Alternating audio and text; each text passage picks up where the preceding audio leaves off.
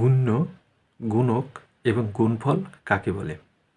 অর্থাৎ যে সংখ্যাকে আমরা গুণ করব সেই সংখ্যাটিকে আমরা গুণ্য বলবো, আর যে অঙ্ক দ্বারা বা যে সংখ্যা দ্বারা গুণ করব তাকে আমরা গুণক বলবো। এবং এই দুইটি সংখ্যা গুণ করার ফলে যে ফলটি আমরা পাবো সেটাকে বলবো গুণফল।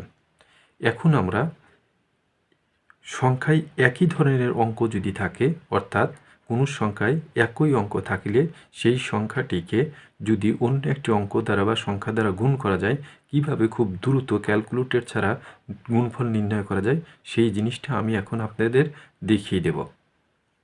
প্রথমে 4 4 4 4 4 একে আমরা 6 দ্বারা গুণন করব।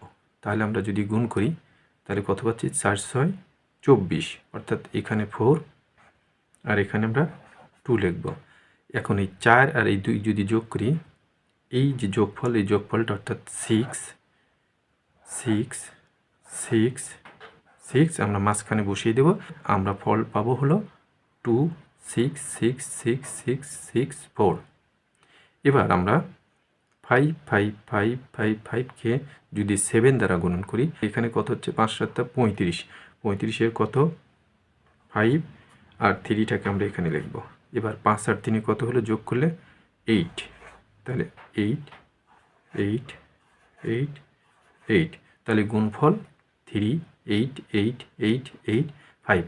দেখো খুব দ্রুত ক্যালকুলেটর ছাড়া এভাবে তোমরা নির্ণয় করতে পারবে। এখন এরটির গুণনফল কত হবে কমেন্ট বক্সে জানাও।